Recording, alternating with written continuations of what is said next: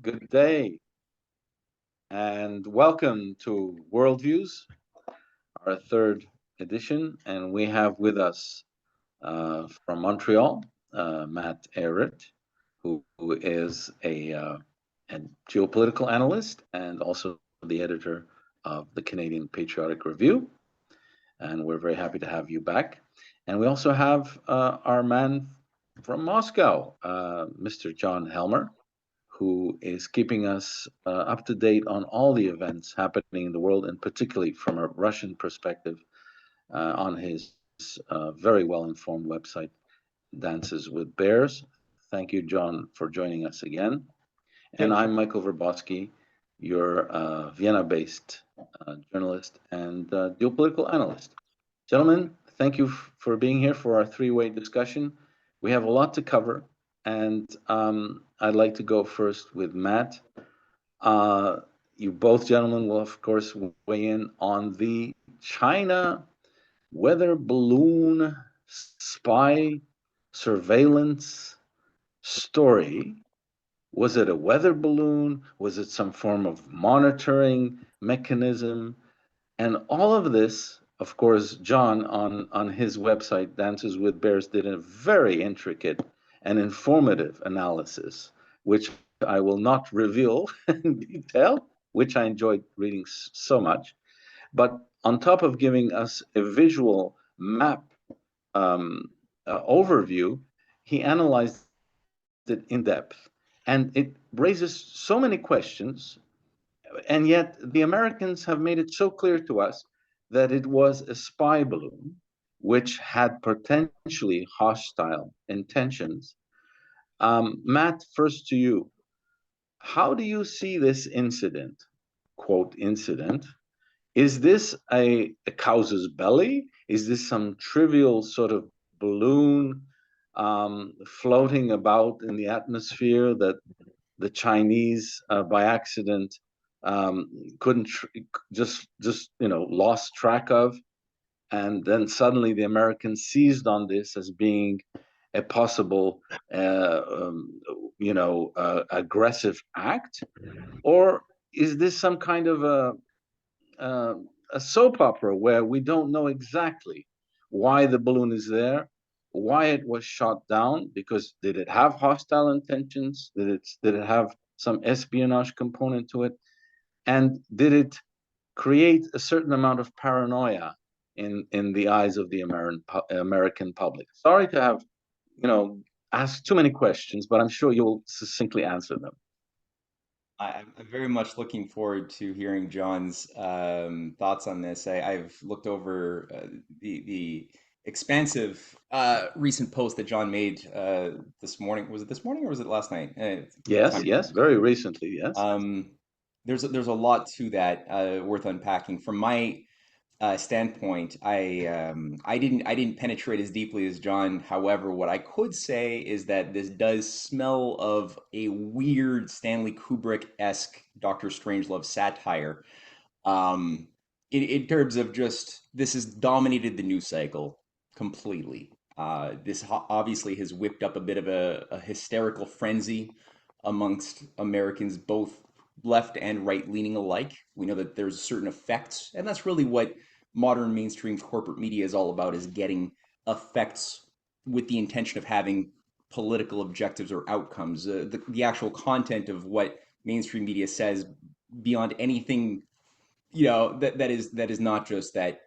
Maybe if the weather forecast says there's probably 60% chance of rain tomorrow, maybe I'll take that seriously. But when it comes to anything regarding geopolitics, you got to take everything with a giant grain of salt. There's obviously a lot of theater floating around this thing, and I was struck by the fact that the Chinese Foreign Ministry, upon being told that Anthony Blinken has canceled his high-level state visit, I got a bit of a chuckle when they made it known that they were never told about such a state visit in the first place. So they're like, well, that's a weird thing that he's making a big announcement that he's canceling his appearance here when we were never told about that. So again, that reeks of theater. And the last thing I would just note is that they shot this thing down. They did it.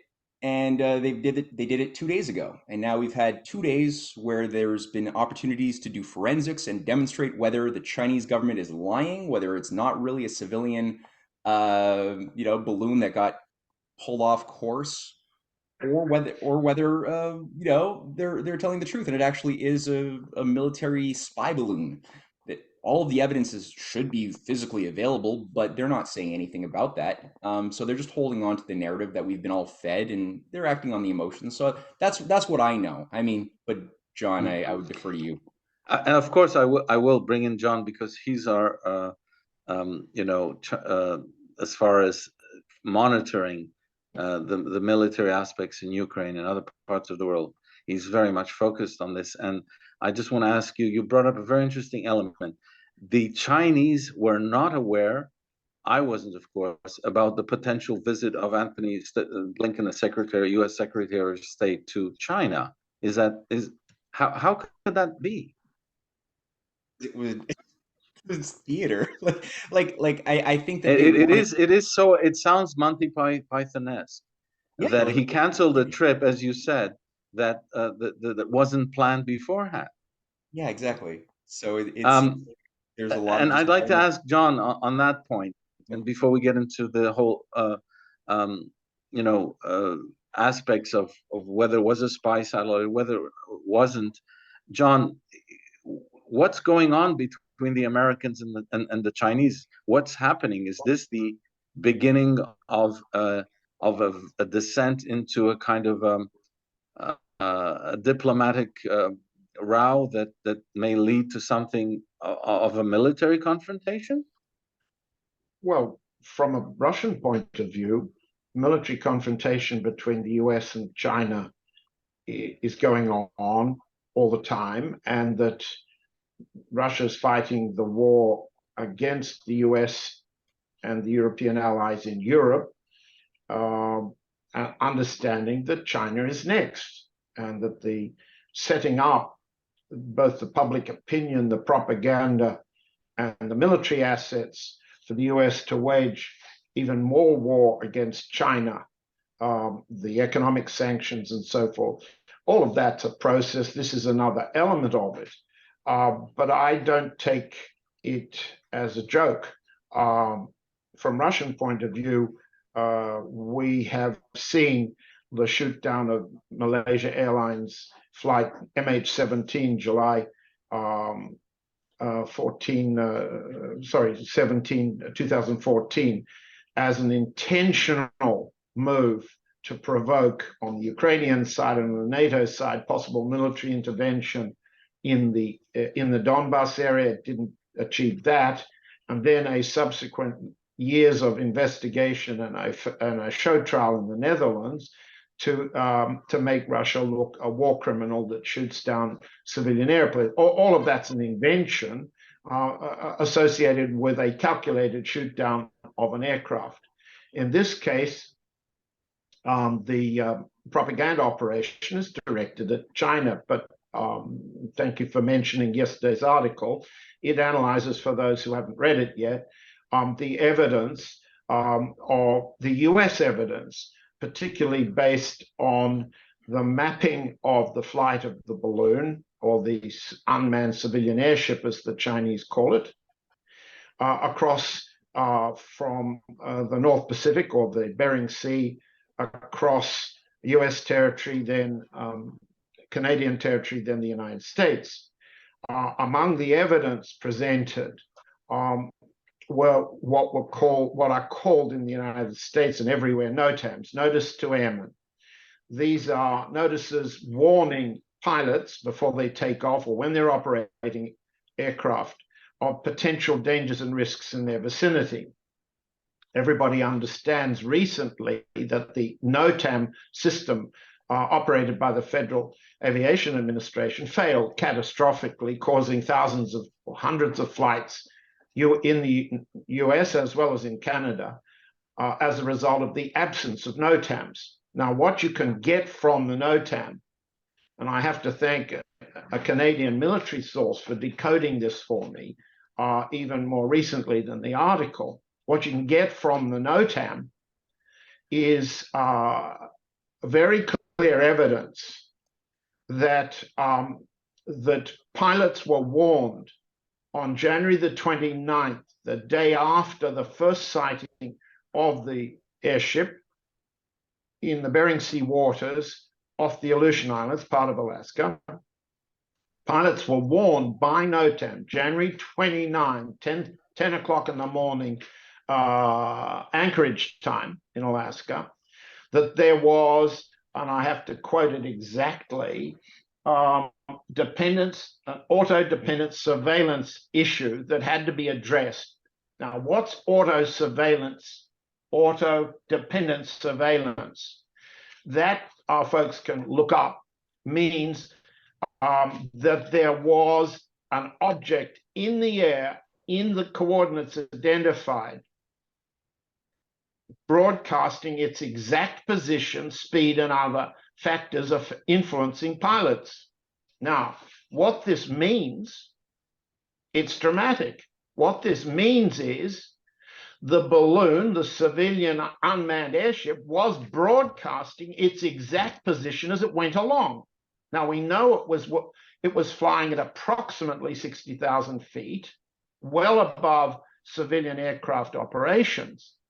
What we didn't know is that the NOTAM evidence shows the civilian tracking capabilities from the minute this vehicle was detected, January 28, were warning pilots away, were warning them that this thing was hanging in the air at these positions, moving at this speed. Now, aircraft can operate well, don't operate at 60,000 feet, and the separation is quite enough for aircraft safety, okay?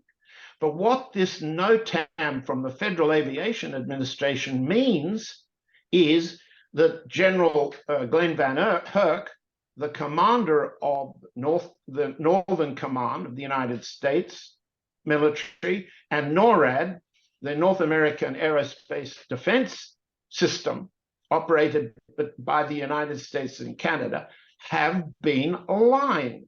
They said, or they were reported as saying, the balloon was a surprise. Well, if you look very carefully at what they said, even the media quotes them exactly. They said a military threat, a threat was detected, okay? That doesn't mean that they were blind to the balloon.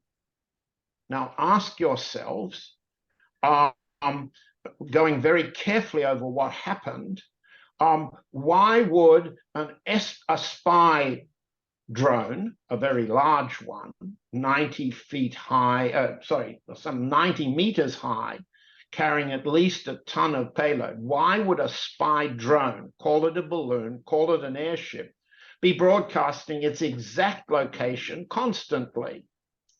Why? Because it wasn't what it's been subsequently said to be. And we know that they knew either NORAD was blind or it wasn't blind. Either way, if they weren't blind, they knew it was not a military or espionage threat. Right, and that's before. Yes, so let's say the average Joe was watching a certain American network and sees this flying object in the air, and then after here's this hysterical rendition of what it could be. Wouldn't this inspire, or not? That's not the word, but create fear and anxiety in the American public, whether it's a weather balloon or not? And I would like to ask Matt first, and if this is right, the fear and anxiety resolved by shooting it down. Right. So is this a kind of orchestration, if I may use the word, of the United States portraying the PCR, the Republic of China, the Chinese Communist Party, sorry, CPR, Chinese Communist Party, mix them all up. The Chinese government would be much easier to say, being somewhat hostile towards the United States by sending a somewhat military object over American airspace, sending a signal, watch out, we are watching you closely. And if you are thinking of some kind of military maneuvers on our territory, we are already prepared. Would using very sort of simplistic language, would that be the case with this balloon incident, Matt? I don't think so. No, I don't think so at all. I think that if this actually had a um, military style equipment, surveillance equipment, it would have already been made public, if that were the case, to prove the claims that were made and repeated in the media on all sides of the aisle already. The fact that it's not been made public, I'm quite certain that China itself um, is not lying in regard to their statement that this was a civilian weather monitoring device that got pulled into a certain current. There's a lot of these things that are floating around. I mean, this is a particularly strange one. Is it possible? Is it? I'm not going to discount entirely, that it's impossible that what you're saying is true. Perhaps there was an element of what might be called a message or a head fuck. If maybe, I don't think so. I won't discount it, but I don't think so. Matt, Can I add? so Can I add? John, could you weigh in? Matt says this is an accidental thing. It floated into over American or U.S. space, NORAD space, whatever you wish to call it, and it wasn't a signaling anything to say to Washington, watch out, please, be cautious because we are aware that you might have hostile intentions towards us as far as Beijing is concerned.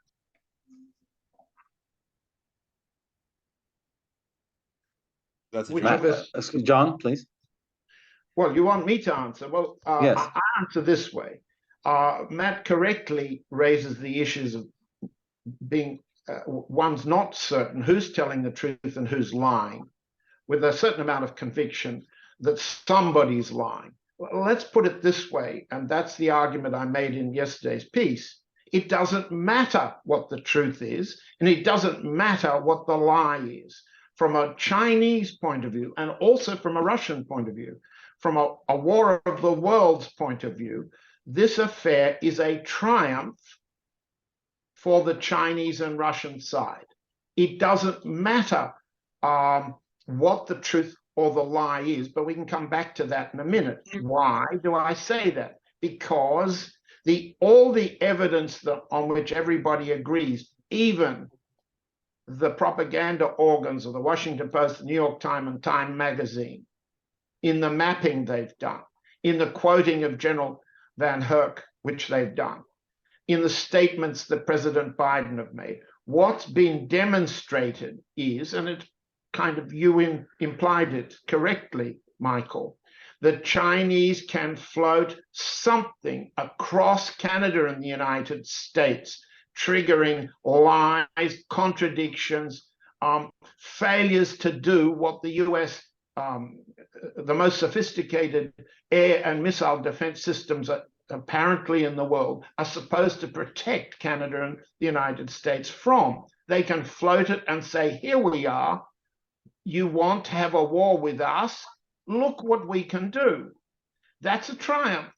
The fact is that by the end of the week, President Biden was engaged in the usual factional politics with ex-President Trump, presidential candidate John Bolton, and members of the Republican Party in Congress to show who could be tougher against China. This is so foolish, but so predictable when you consider that if this was ever considered hostile, there was open water, the Bering Sea, for more than 24 hours, approximately 48 hours, when this thing could have been shot down if it were hostile. That's to say, if NORAD knew it was hostile.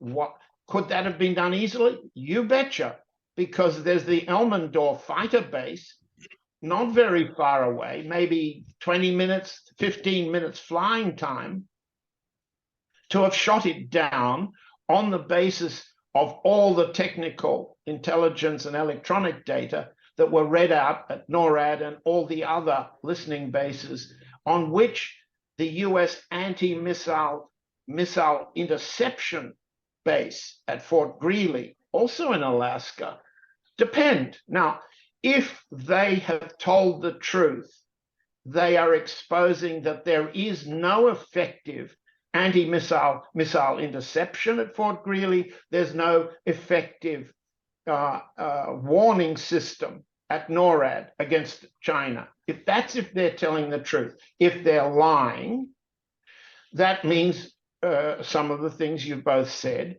It means that the Chinese have floated something harmlessly or hostilely across the United States without the United States being able to shoot it down when it could have at the beginning, and only at the end when it's in a position where no significant evidence, as Matt said, will ever be released to the US public.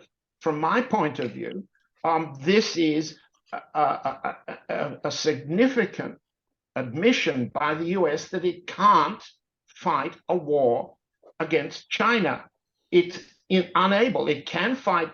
Mr. Biden can fight against the Republicans in Congress. He can run a campaign for re-election against Mr. Bolton or Mr. Trump, but he can't fight a war against China. That's what this balloon proves. Okay, well, there we go.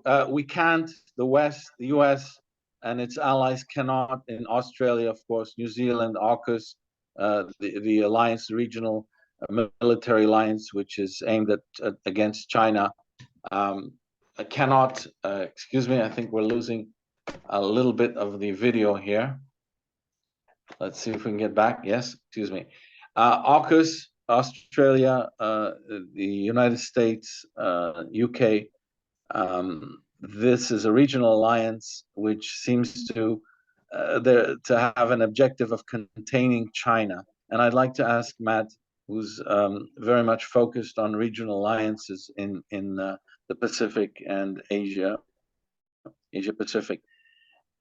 Going back to this balloon incident, how do you think China will react now that the Americans have taken a more aggressive posture towards the Chinese as a rising power in the region after this incident? Will the United States, not to say, to use this phrase, they will not assume a war footing, but is the United States going to do what it did with Russia? Will it attempt to contain Russia, China, like it did Russia, with some kind of a military confrontation?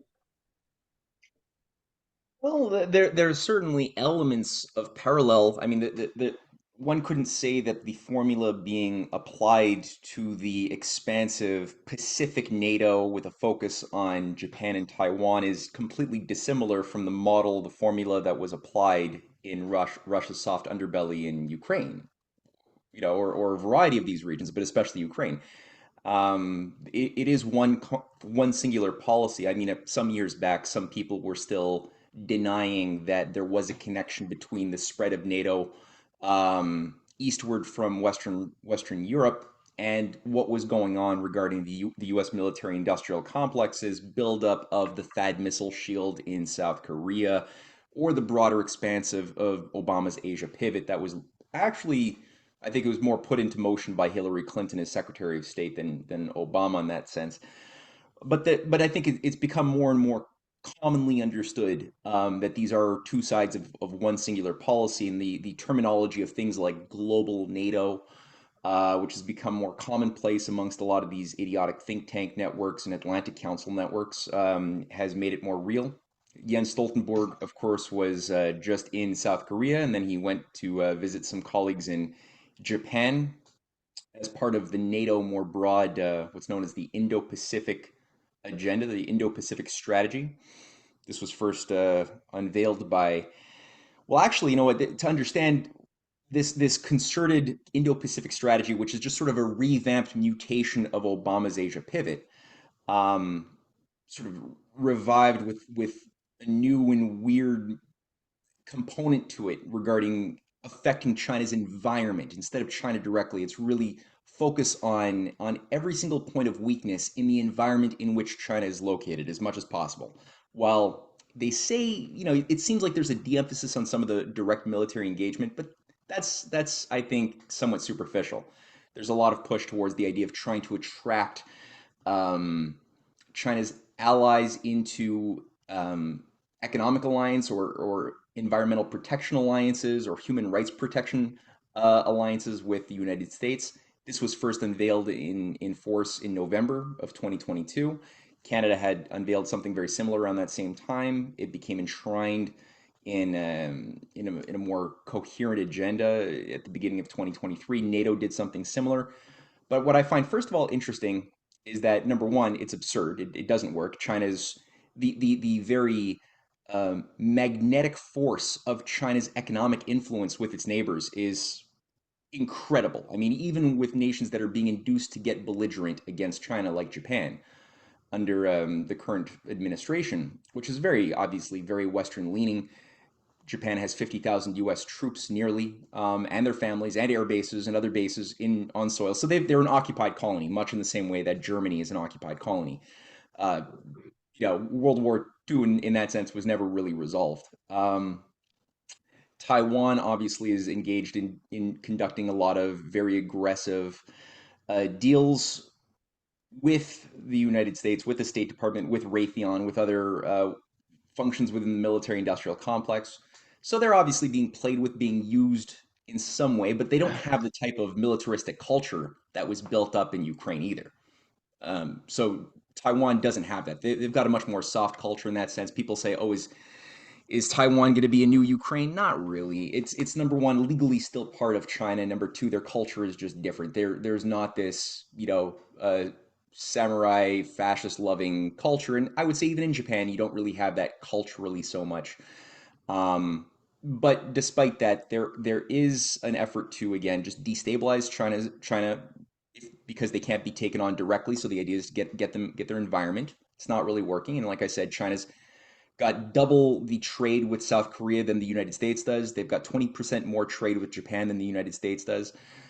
They're still the biggest center of gravity economically for Taiwan, much more so than the US by far. And also Europe, which is being induced to put on anti-China sanctions, put up protective tariffs on China's production of aluminum. Despite that, China is still the number one trade exporter to Europe. Europe needs China much more than China needs Europe in that sense. And I would say back in early 2022, or was it 2021 now? I'm forgetting. Europe actually put online their own Indo-Pacific strategy based not on identifying China as a problem, which is what NATO and the US and Canada have done, but rather when you look at the outline of that first Indo-Pacific strategy of the European Union, it was much more based upon actual authentic economic cooperation with China. It didn't have any of that subtext that we see with the policies of the new neocon Obamaite hybrids. So on that sense, there is a serious battle being waged. It has in many ways more of an economic component to it, but that's why I'm kind of or I feel somewhat positive because China actually has a viable economy, unlike the economic basket cases that have hollowed themselves out in Europe and North America for 50 years. China has a viable productive sector. They're working very hard and they've done a good job at creating alliances with Russia, with the Eurasian Economic Union. They've expanded the Polar Silk Road north into the Arctic. Ooh, I'm sorry. Can my connection be heard right now, or was I choppy? You're fading a little bit. There's some of a technical slowdown, but now we're back. We're back. Okay. We Fingers excuse crossed. our audience for that. And I'll just end there. I'll just And end there as quickly. That's it. China has done a very good job building bridges and providing economic incentives for countries in the Middle East, even in Europe, as well as in big time Africa to work with them. The US is obviously very insecure about this, so they're looking for a lot of reasons to try to destabilize with their technocratic European cohorts around, Brussels and what have you. So as Matt said, John, as we shift towards from the Asian side of the globe to Europe, where the war in Ukraine is almost headed for a year's anniversary. China and the United States have obviously some friction that's unresolved, and it seems that the policy to contain China is part of the strategy to weaken Russia.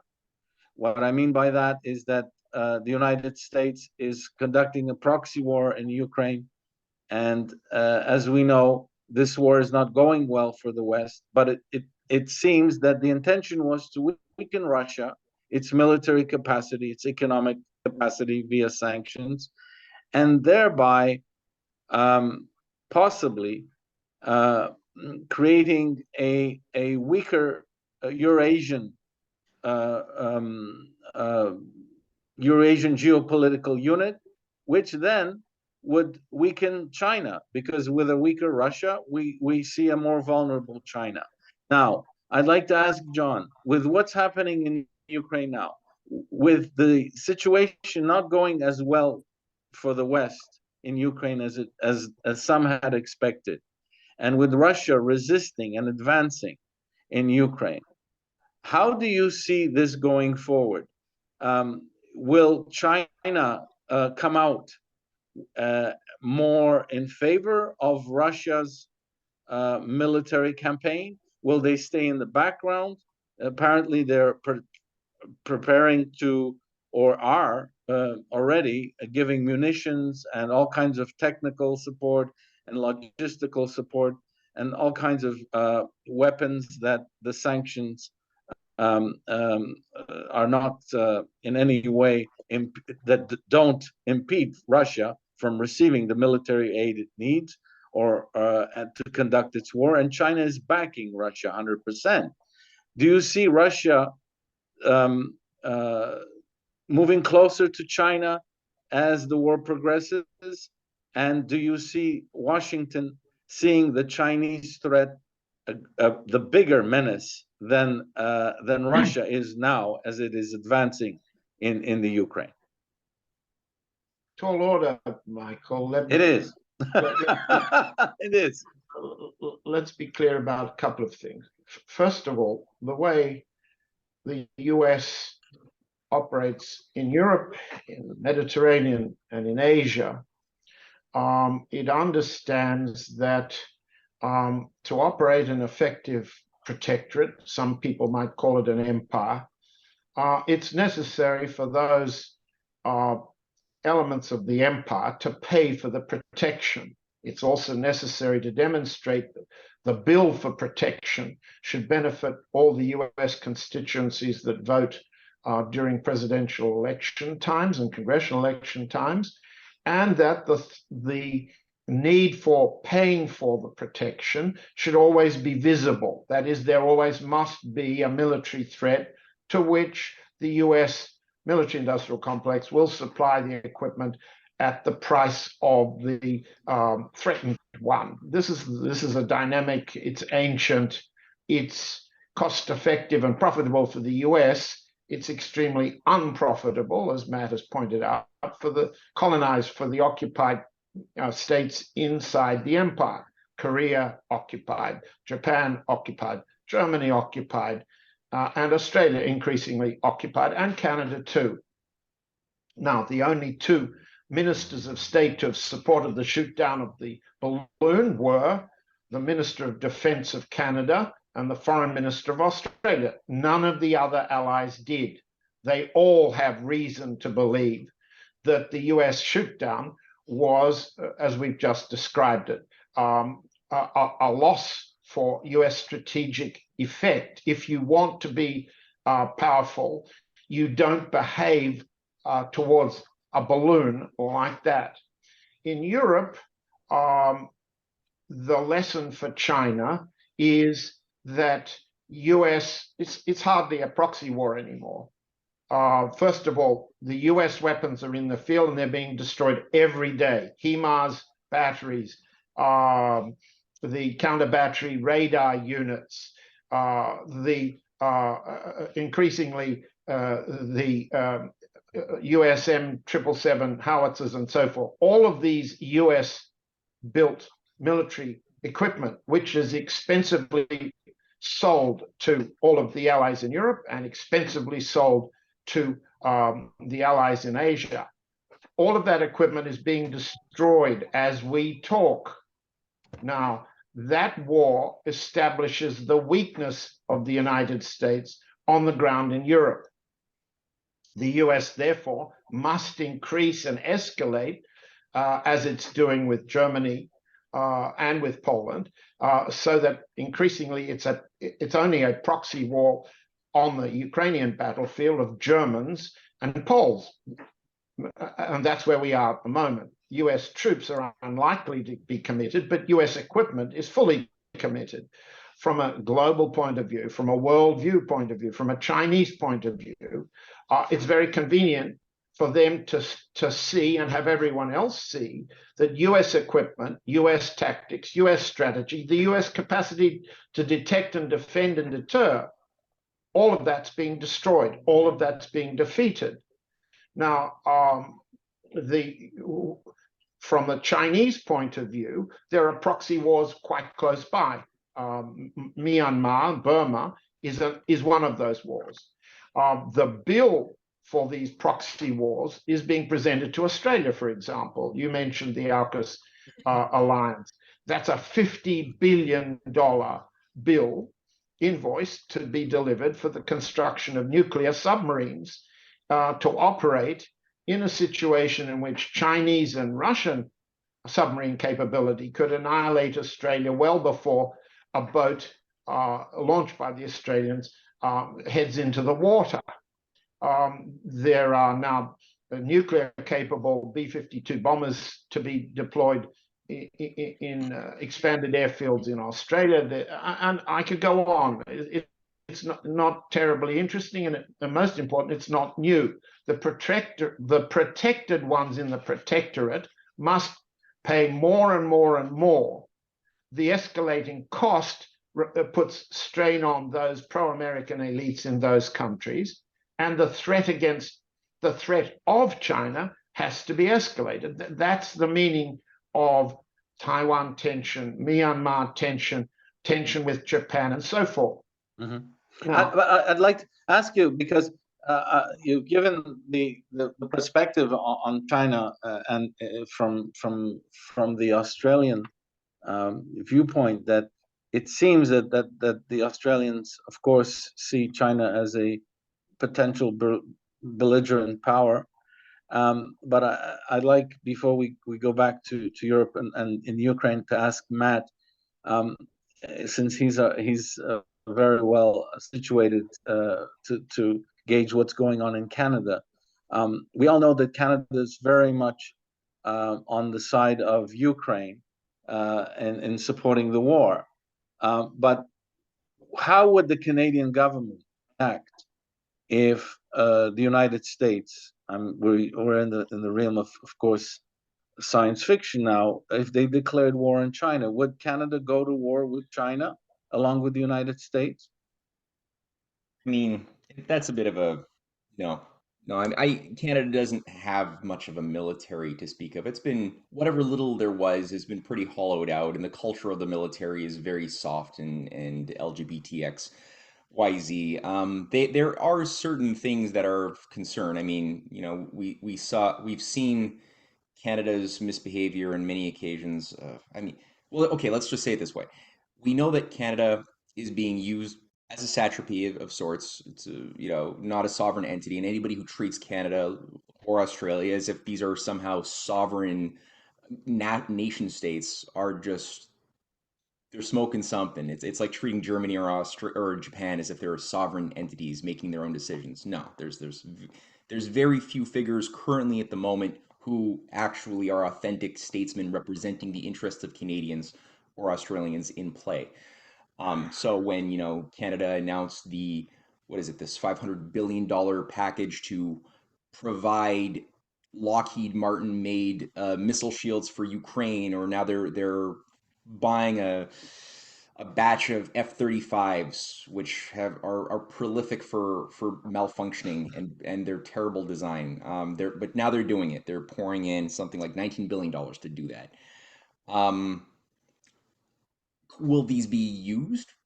Some people think they might be. I mean, the F-35s would only be brought in something like 2026, with the fleet being made available, I think, in 2029 or something.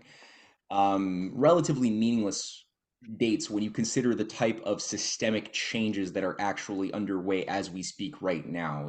There's no linear, as we spoke in the past discussions, there's no way to take linear extrapolations of present trends into dates like 2028.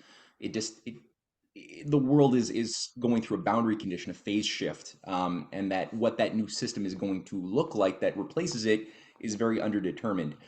So I don't think necessarily Canada will fight per se, in a war, but I don't think the war necessarily, if it goes to literally China or Russia, would take on that type of World War II character or Vietnam asymmetric warfare character that we saw in Afghanistan. It wouldn't take on that nature. You're dealing with major nuclear powers. It would look very differently. It's a scary thing to think about. I don't, but it wouldn't be manpower in that sense, and we don't have that much to offer otherwise. Right, and Canada is very outspoken on the Ukraine issue, and we'll see how they react towards China as the Americans, the rhetoric from Washington heats up, and as the Ukraine war is still very much in competition with what's going on in China. And before we switch to Matt on a tragic issue concerning the earthquake which took place in Turkey, I'd like to get John's take on. Apparently, we've had a visit from a German general in Kiev.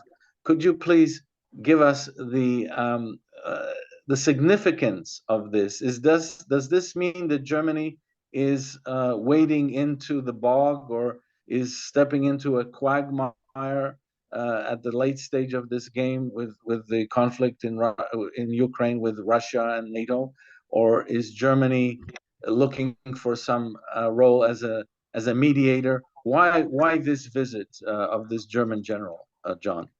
It's not the German general. It's the new German defense minister, a man by the name of Oscar Pistorius. I'm sorry. There you go. My apologies. There you go. Boris Pistorius went to Kiev yesterday, met Zelensky, the president there, and Reznikov, the defense minister. The defense minister, Reznikov, was fired the week before, but he still was meeting Pistorius. And Pistorius announced the delivery of Russian-made Leopard 1 tanks and the agreement with some other countries, including the Netherlands, to deliver more Leopard tanks for the Ukrainian battlefield. Let's make it very clear. Russia's made it clear. The foreign ministry spokesman, Maria Zakharova, has made it clear. President Putin has made it clear in his speech on the anniversary of the Battle of Stalingrad, which destroyed the German army. And the warning is this will happen to the Germans again. So I don't mean to sound as emphatic because the Russian leadership has been making this clear. Germany is now at war with Russia. I can explain that this is not simply a matter of delivering tanks. The foreign minister of Germany, Annalena Baerbock, has stated that Germany is at war. I can just put on my glasses and read you what Pistorius told a German press interview in Bild yesterday. He was asked whether the world would be a better place without Russia's president, Vladimir Putin. Pistorius responded, I quote, "I think so. It can be said without hesitation or compromise. Yes, excuse me, a brand new little German says the world would be a better place without the head of state of Russia. Germany's been through that. Everybody understands. The German people understand. What happens to Germans who shoot their mouth off like Pistorius. But what sort of a man is Pistorius? Pistorius used to share his bed with the former wife of Chancellor Schroeder. Her name was Doris Schroeder-Kopf. Doris Schroeder-Kopf and former Chancellor Schroeder met President Putin many times when German relations were civilized.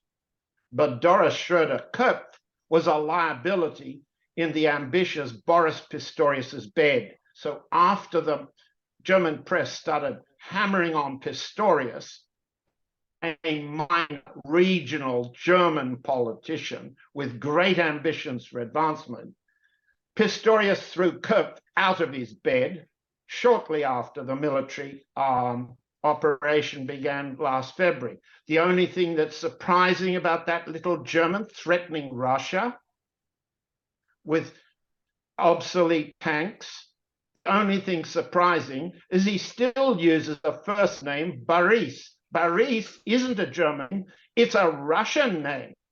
The only surprise about that German, Boris Pistorius, that he hasn't changed his first name. That's a coward. That's a man who threatens the head of state of a country which German generals understand and have said publicly. Germany cannot survive a war with Russia. Now they're engaged. Right. On the And the generals and Boris Pistorius, excuse me for my earlier error, the new defense minister, after the sudden resignation of the former defense minister, whose name unfortunately escapes me, but Boris Pistorius' resignation is a sign that there are discords in the German military as to what the policy. No, wait a minute. Pistorius hasn't resigned. The former defense minister, a Green, was forced to resign. Yes, she was considered incompetent. The German generals, speaking through two who have to publish their views in obscure minor papers in Cologne or in Switzerland, they are voicing the general staff view that Germany cannot survive. Germany cannot survive a war with Russia. This is, I'm speaking emphatically. What they've said is the emphasis that begins. Germany can't and won't survive a clash with Russia. So how do they manage the so-called proxy war on the Ukrainian battlefield? Well, they manage it with two things: equipment that can't make a significant dent or improvement in the Ukrainian army's defeat. That's the first thing they do. The second thing they do is talk tough. Ms. Baerbock, Mr. Pistorius's remarks are insulting, vulgar, and as Germans who committed war crimes the world will never forget, this is a talking tough that Nazis did then, and they were defeated then. And the third thing they do is they prepare the German taxpayer to buy an extraordinarily expensive rearmament program, which will be supplied by, guess who?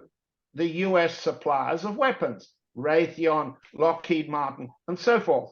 But the one reality, and I have to lower my emphasis here, the reality is on the money markets, on the Frankfurt Exchange, on the New York Stock Exchange, you will find people who invest money in this vulgar, threatening talk of Mr. Pistorius or Ms.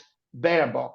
People who invest money do not think Rheinmetall or the ThyssenKrupp or the other major German arms makers will make any significant profit that would turn into increased market capitalization and increased share price. The markets don't think that talking tough will work. They also don't think that of Lockheed Martin, Raytheon, and General Dynamics, the principal military suppliers of the German rearmament, the Japanese rearmament, the Australian rearmament, the Canadian rearmament. In short, people who have to risk money on this vulgar war talk don't believe the talk.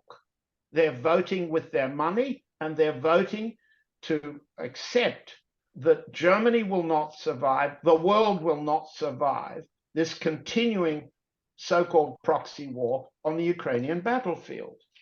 Well, there you go. Thank you, John, on the German situation. And as we before we move towards the conclusion, can I just I'd like add something to that too? yeah, yes, yes. Well, I wanted you, Matt. Yes, if I could just give you a little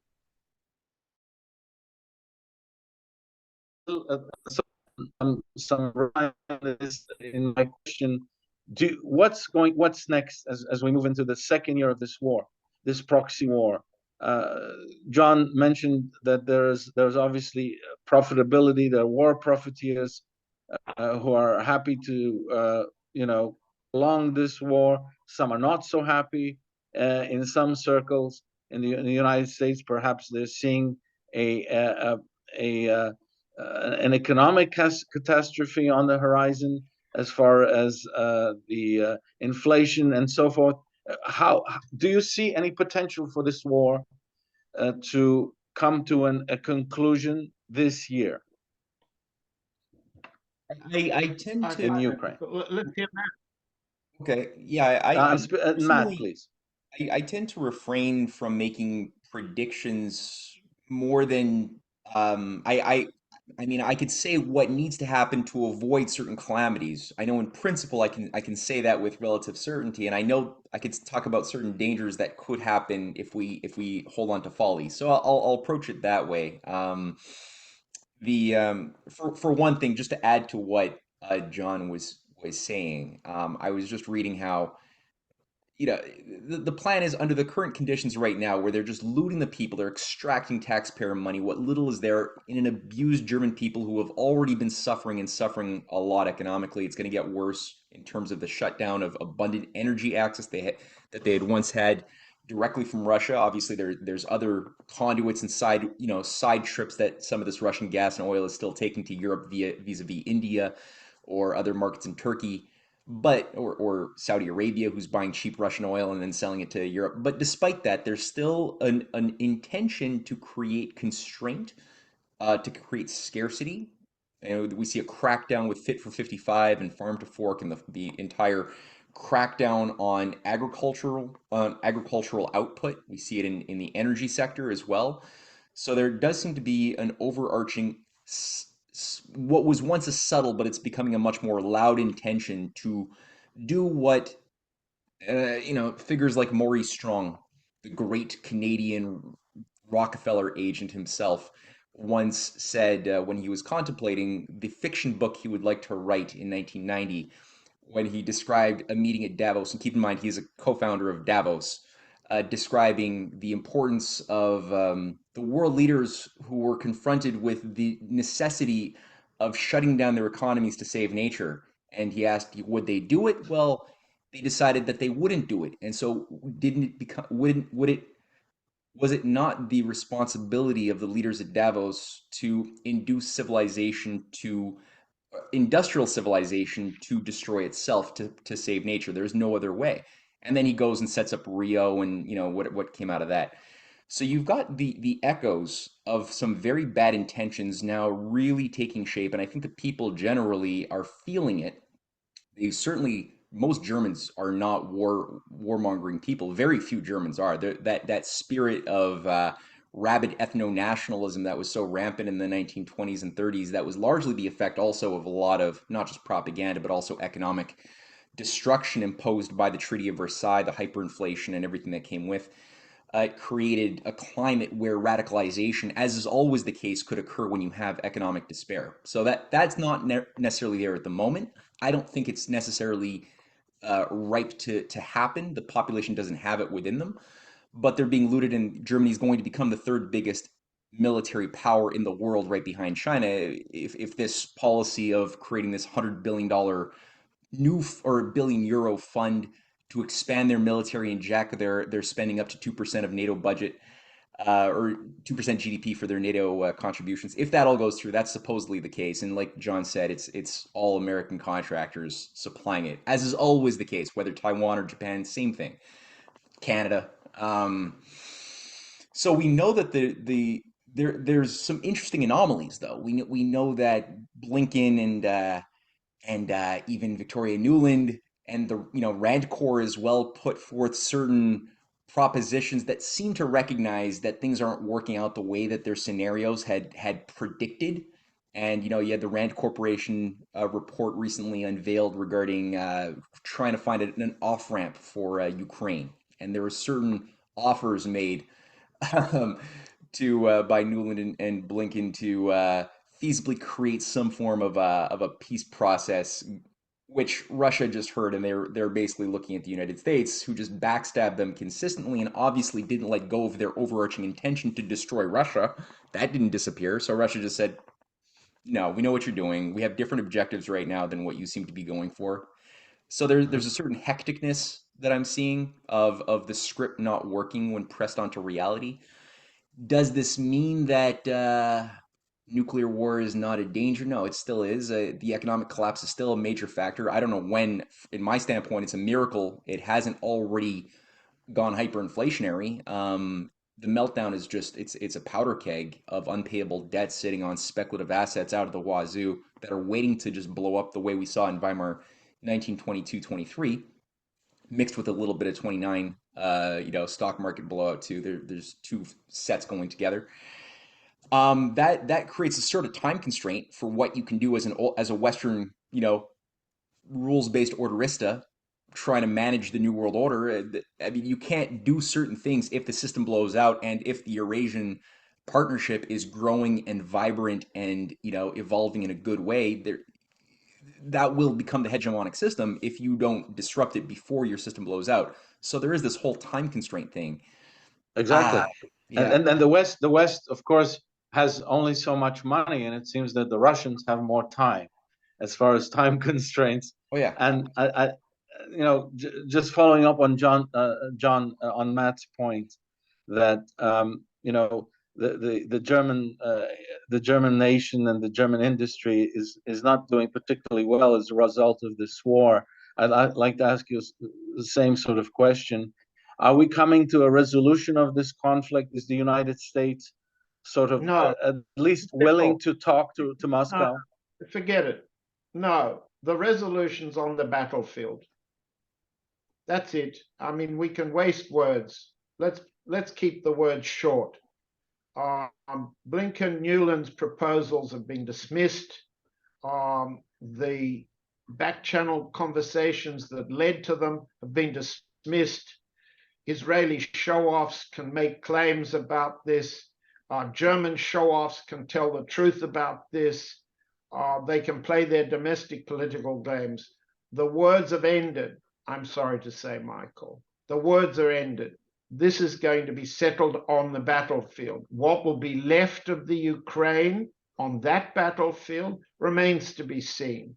And it may also remains to be seen over how much time it will be. But it will be even the German generals accept that that's the case. There's no resolution by words, only by force. That's the way war works. So that sounds somewhat gloomy, this perspective that it will be a military resolution. No, it's not gloomy. It's dangerous for us all. Absolutely. But losing is gloom. Winning is different. And Europe after this, Germany after this, France after this, the British after this, after the end of this war will be, as Matt said, very different. But there's no point in our trying to project that far away. I'd like to sort of conclude our discussion as we shift through different issues around the world. If Matt could give his perspective on a tragic earthquake in Turkey and northern Syria. Do you see, Matt, Turkey, of course, is not a very cooperative member of NATO, and we won't speculate on how this tragedy will affect its position on whether the Swedes or Finns will join the alliance eventually. But um, the earthquake itself and the humanitarian assistance that'll come from the West and possibly China as well. What will this do to Erdogan's grip on power? Do you think that the earthquake could have any influence on whether or not he's reelected, in the sense of how the reconstruction, how the rescue efforts are handled? Will that have any impact on his reelection? And is Turkey going to continue to be a very influential regional power as a member of NATO in the future? I mean, I haven't necessarily thought about it so much the way you framed it. But what I could say, I mean, in this tragedy is I read it was, I think, up to 7,500 deaths are accounted for, an enormous amount of property damage. Three different earthquakes hit, one very early in the morning when people were sleeping. That's when the majority, I think, of the people died, and then another one 6.5 a little bit later on in the morning, and then another one, and there's 7.5 later on in the afternoon. So very, very devastating. A lot of damage across the board. I've seen so far Erdogan was feisty. Elon Musk went and offered Starlink satellites, which he so wonderfully offered to Iran, which obviously have been used mostly by the CIA-connected operatives who are trying to create a color revolution there. Um, Erdogan basically said, "No, screw off, just stay away." He knows what Elon is as far as a creature of the system. It's. The other thing is China has offered a lot of support for the reconstruction of Syria, for support on a variety of levels, food, materials, construction, and they've got a capacity to carry through with these promises and a track record that is worth something. Um, as far as I can see, Erdogan is pretty solid as far as his awareness that his survival is dependent upon keeping the look east policy going and fighting for Turkey's role as a key partner in the north-south international transportation corridor from St. Petersburg down all the way through Iran and into India. There's all sorts of offshoots along the way that also involve tapping into the Caspian Basin. He also knows that the China orientation of the middle corridor is vital for Turkey's future. And again, China has offered a good amount of diplomatic and economic support to do that. So I don't think that this is necessarily going to hurt him politically per se. I would just say for people who I've had a lot of people who read my stuff who have written to me asking me my thoughts about whether this was a man-made artificial attack using black budget military technology, HARP, things like that. I don't think so. I do pay attention to astroclimatology. There's a number of good networks and websites that follow what the sun's activity is, what the magnetic field of the Earth is, that also engage in looking at it at earthquake and seismology from this lens, who are quite good, much better track record than the U.S. Geological Survey experts and standard modelists who believe that all we can use are linear projections in computer models utilizing statistical probability theory to forecast whether or not a quake is likely somewhere or other. Um, those results are bad. They're almost always wrong about those predictions. But when you look at the people I'm talking about, and several of them, one especially who I mentioned to you before we recorded, really made himself well known and has gone viral because he forecast, this guy Frank Hugerbeets, who runs the Solar System Geometry Survey in the Netherlands, was public 3 days in advance that a 7.5 earthquake would strike Turkey, or at least highly likely that would happen, and Syria and Lebanon, he pointed out too. Syria got about 1,000 people who've died because of this earthquake, and he warned 3 days in advance. If people were paying attention and taking this sort of thing seriously, they could have saved a lot of lives and done a lot for this. But of course, he's self-funded. There's no funding for this sort of thing, and he was ignored. Now all of a sudden, people are realizing there's something to his technique which also backs up a track record of hundreds of successful similar forecasts that he has made public of us using this very common sense approach to observing the magnetic field, the positions of various planets and the sun regarding in their relative positions to us, and noting that the solar system, each planet has, and he's explained this. I've watched many of his videos throughout the last 24 hours. He's explained that the solar system is not something of empty space with objects floating, being pulled by gravitational forces the way is often presumed. You have something which also has an electrical quality, and the magnetic field of the sun is something which is constantly shaping the flow of coronal mass ejections, all sorts of material, including electromagnetic material from not only the sun, but each of the planets is both emitting and receiving radio waves, microwaves, even X-rays in some cases. Venus, Neptune, Mars, they're all emitting uh, electromagnetic waves, as is the Earth, and receiving. So there's sort of like a transformer type process that is analogous to a circuit. And when you have certain in electrical science, electrical engineering, when you have similar, or when you have waves that have a certain pulse that are in harmony, they can amplify and even blow out a circuit. In certain cases, that's how he's looking at the different alignments and geometric positions of the planets, as far as amplifying certain signals that would result in acting upon things we don't fully understand, right?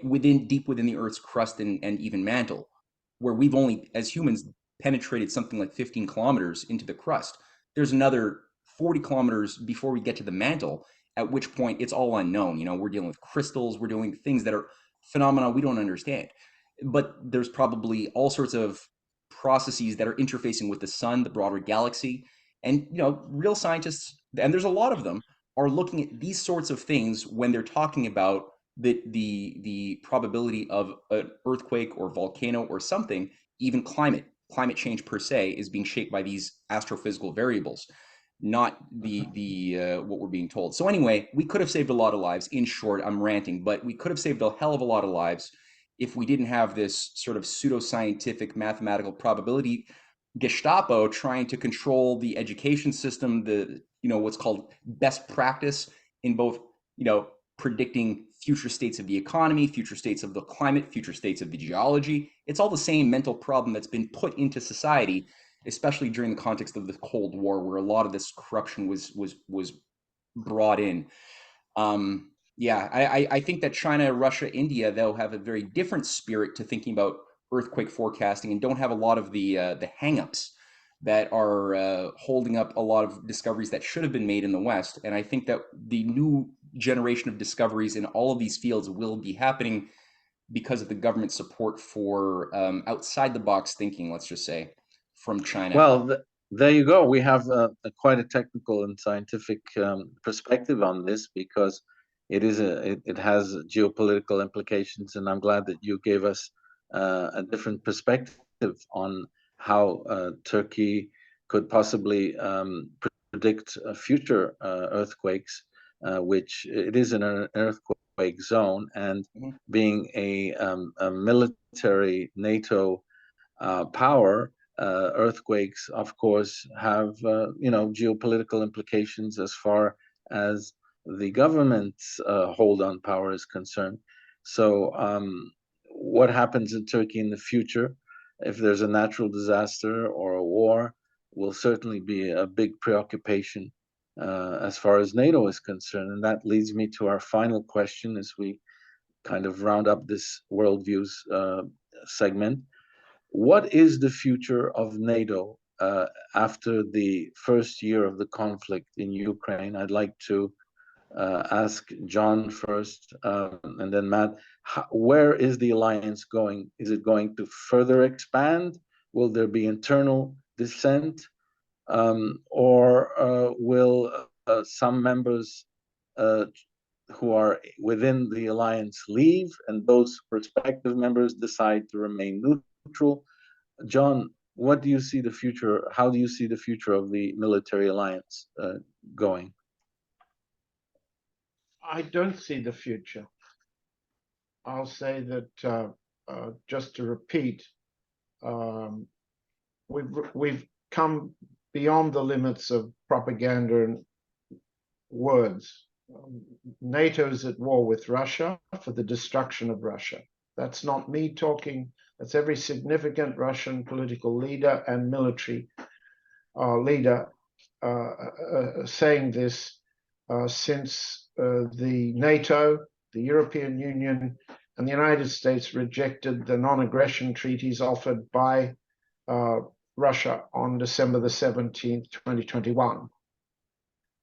So the future of NATO will be decided in war, and it will be decided first on the battlefield of Ukraine.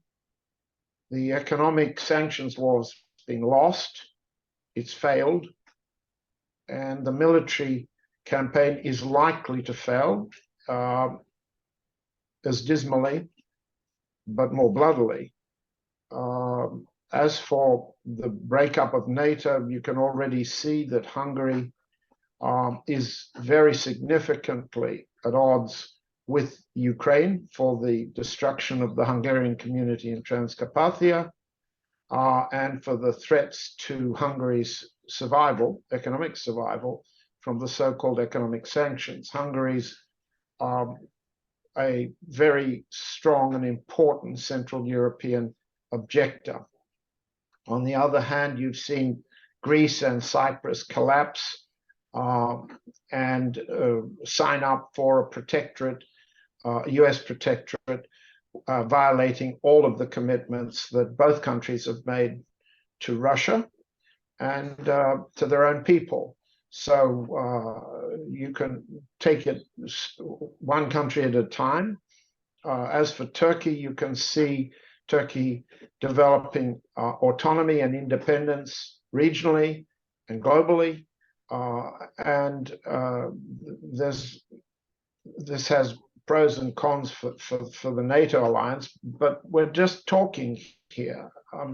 These are matters that are going to be settled on several battlefields all at once. And if I knew the outcome militarily, I probably wouldn't be talking about it. I don't know the outcome, but I've got a pretty good idea of what it was. I came in with this broadcast with a balloon that the US has popped to its own disadvantage. I'll go out with the empty threat of a small German parading a World War II obsolete weapon for the purpose of overthrowing the government of Russia. That's also a German balloon that's been popped. So what's the sum? An American balloon and a German balloon popped. Who wins such a war of balloons? It's obvious, isn't it? Mm. There you go. Matt, would you like to add a layer to that very insightful analysis of an alliance that seems to be in a state of decrepitude, and I'm not going to use final departure or death? Yeah, sure. Well, I like to look at history. My technique that I've really I've embraced is to look at history from the standpoint of what didn't happen but should have, and what could have happened but didn't, for good and for bad. Like it could have been a lot worse in some ways, could have been a hell of a lot worse, and it could have been a hell of a lot better. And either folly and corruption dominated, little people who should have changed and became bigger, or people who were good stayed silent for fear of what would people say, or my family, or my life, or whatever. And they allowed the corruption, the rot, to continue into a tragic situation. At other times, people who were little became big, and people who were acting tragic broke from profile, became bigger than they were, and took the stage of history properly, and took their responsibilities, even if it meant, discomfort or death. And we owe a lot to these particularly singular souls who arise occasionally in history. We wouldn't have gotten out of the caves, I don't think, had it not been for this type of personality type in all civilizations that emerge once in a blue moon. It should be more common, but unfortunately it's rare. And I think to myself, did fascism, did Hitler need to happen? Did World War II need to happen? Well, no, I mean, I don't think that there was like a fatalistic determinacy about that. I think that if for example the efforts that were made by patriots around the Friedrich List Society of 1921-22, like Walter Rathenau, the foreign minister, who was a very amazing soul from what I've read of his own writings and his speeches and his efforts to industrialize and bring back a sort of Renaissance, a German Renaissance tradition that was who was last seen. tragically who was tragically assassinated, He was unfortunately, assassinated. for his So it's like, yeah. what was he? Well, what was derailed when he was assassinated? Well, it was the Rapallo Accords, and that would have definitely changed things a lot if that had been not sabotaged. You had the new Russian administration that was working to create an entente with Germany, abolishing any of the demands of the Versailles Debt Treaty repayments, and instead focus on mutual development of industrial growth, infrastructure, directed credit, things that were really tied to the real economy and real people that would have created anti-inflationary spending, the way we later saw with Franklin Roosevelt in the United States. Unfortunately, as you pointed out, he was killed by the organization Consul that later became one of the paramilitary groups for the Nazis. And Hjalmar Schacht instead came in with his program of, okay, let's just solve the hyperinflation by replacing the old Reismark with the new Rentenmark that now comes with massive budget cuts, austerity, and breaking the people in another way that wasn't hyperinflation, but it was another form of death. And Schleicher was who? He was the assistant for Walter Rathenau. He was there at Rapallo in Italy, organizing for this treaty that would have brought history into a different trajectory. And so he had a second chance, and he took it when he became chancellor in 32 in January. And he again revived the Friedrich List Society. All of his collaborators were all members of this Friedrich List Society, like Lautenbach, who formulated the Lautenbach plan for what looked in many ways a lot like Franklin Roosevelt's New Deal, what Roosevelt was arranging on the other side of the ocean. And I would say that if that hadn't been also sabotaged, the Nazis were bankrupt. Hitler was contemplating suicide. He hadn't gotten bailed out by Prescott Bush and Brown Brothers Harriman yet. That was to happen later. So, if the nationalists were a bit more, I think, aware of the sophistication of the enemy, they might not have fallen for certain stupid traps or tripwires that they unfortunately did fall for if they were a little less naive. Maybe if other people were a little bit more courageous and gave them the support that they needed, also that would have helped within the nationalist, the patriot community of Germany at the time. But Schleicher was assassinated at the Night of the Long Knives. All of his collaborators were all killed in 1934. All of them, almost. I don't think anybody, really many, survived. And then there was a new dead set trajectory that really kind of had to be resolved, as John said, in the form of a war. There wasn't anything within Germany by that time that would have redeemed it. Um, And it so seems, and it seems today, when you give us historical perspective about the destabilization of Germany after the First World War, if Europe is destabilized, the main country which will determine how Europe will eventually its destiny will be Germany, and if it's destabilized again, well, then we may see a repetition of the tragic events of the 20th century, which you elaborated on.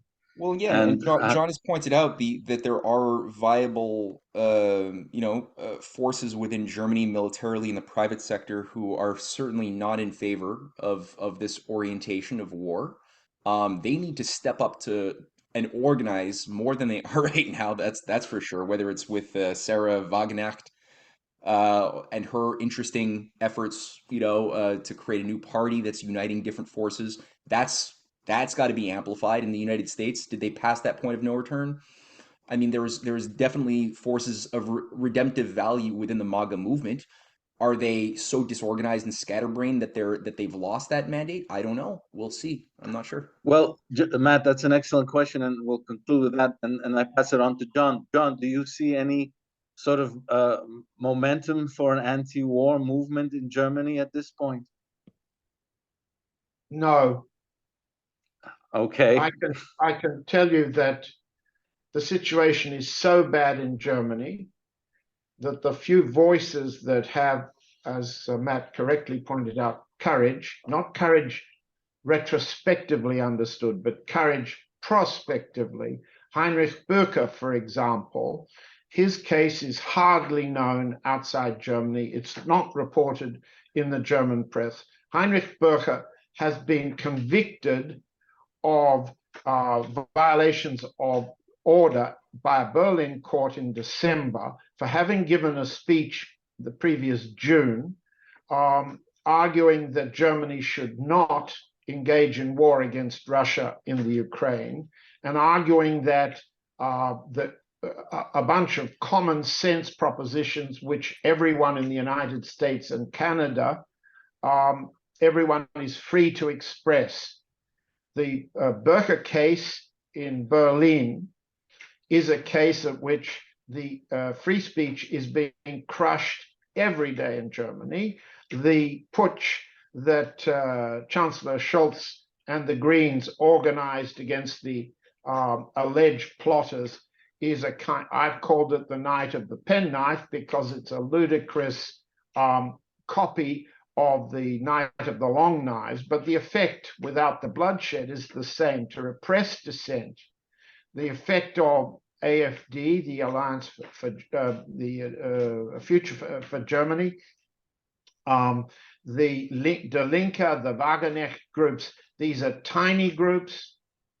They are losing votes, and that's important to understand. They are losing votes.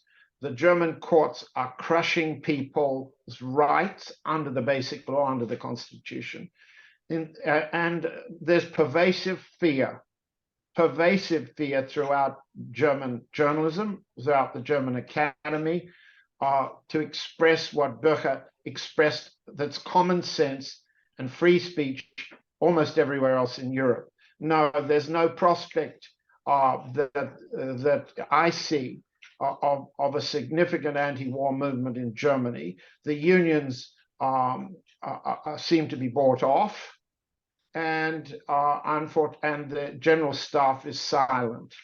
In these conditions, let's just take Heinrich Böker's word and also the words of the German generals Watt and Kujat, that Germany is headed for its own defeat. And I see little prospect, little optimism among the Germans, and I'm simply repeating what they tell me.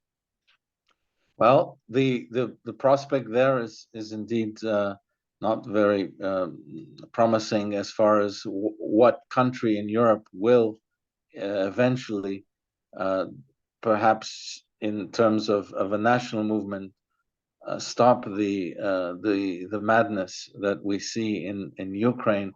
Two Slavic nations engaged in a slaughter which we haven't seen since the Second World War. Wait a minute. It's not a Slavic nation. The Galicians, Chrystia Freeland's grandfather, these are not Slavs. The people who rule the Ukraine, who've allowed the United States to dictate this war, are not Slavs. They're Slav haters. They murdered Slavs between 39 and 45. That was their policy. They murdered Jews, they murdered Poles, they murdered Armenians, they murdered Greeks. They are not Slavs. They are Slav haters. Let's not make that mistake. Ukraine is not currently considering itself Slav. They've removed. Very interesting point. Well, that's an interesting point. It's obvious, and we should be very clear about that. I do appreciate that clarification, although when I was in Ukraine in the 1990s, of course, the Ukrainians had somewhat of a friendlier attitude towards the Russians, and they always told me that we're brothers. But the way things are going, that's certainly not the case, as you've pointed out, John. They are slaughtering Russians and have a hatred towards minorities within their country. And how this will eventually turn out, we have no clue. But as John said in our discussion, it seems to be that peace is not on the horizon, and the only solution will be a military one. On that note, gentlemen, I want to thank both of you, Matt Ehret in Montreal, John Helmer, who always gives us the view from Moscow. Gentlemen, thank you so much for a lengthy, interesting, and incisive discussion on worldviews. Have a very good day, evening, on whichever time zone you may be. Thank you. Bye-bye. See ya. Thank you, Mike.